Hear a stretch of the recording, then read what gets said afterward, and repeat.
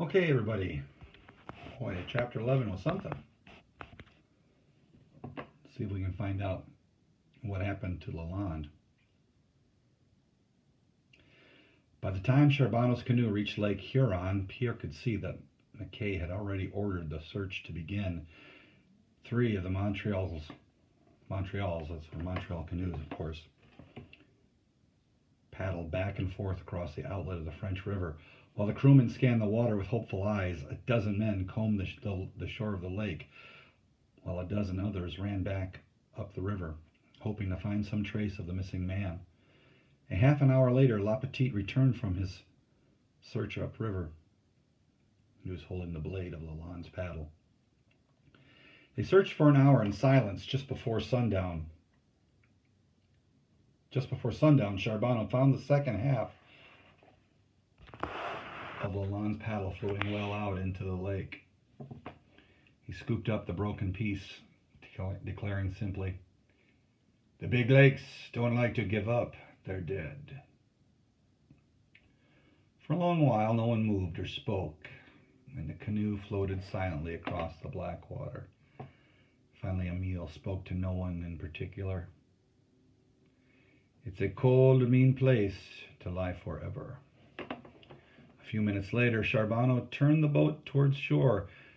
The cool, damp smell of night was already in the air.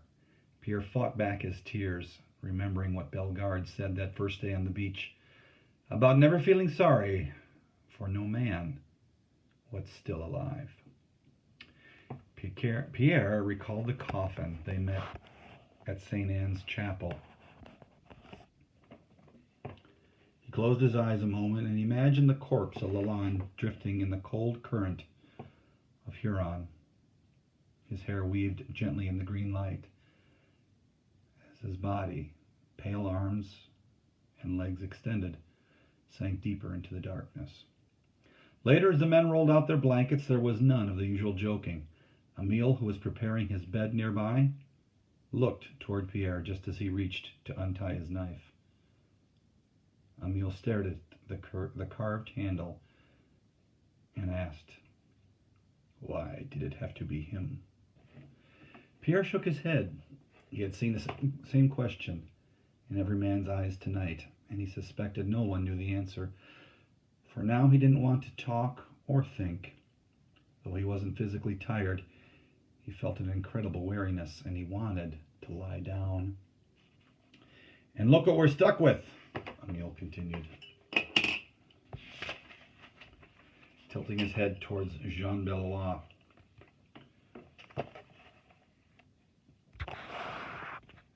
"That fellow deserved drowning every day of his life. But he'll probably live to 100.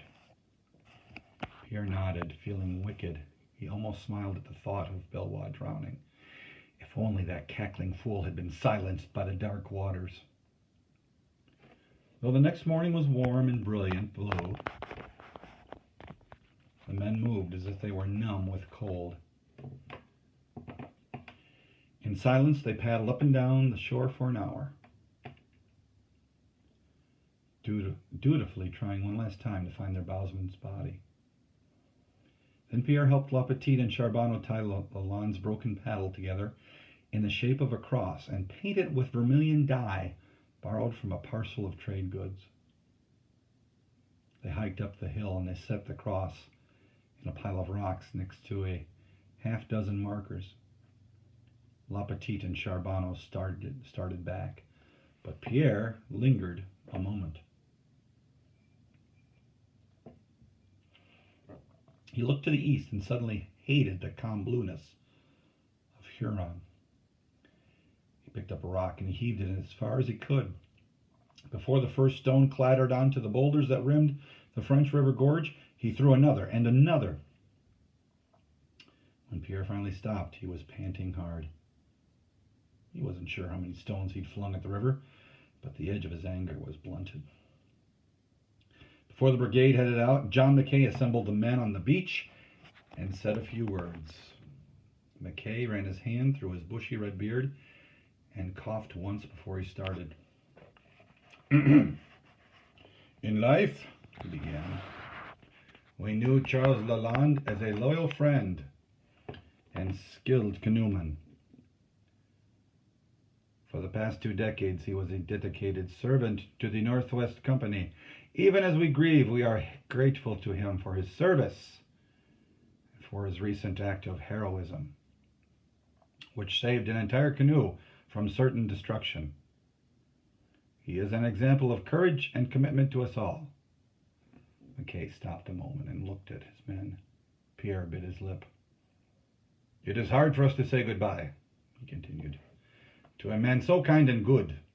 Pierre was impressed with the minister-like tone in McKay's voice.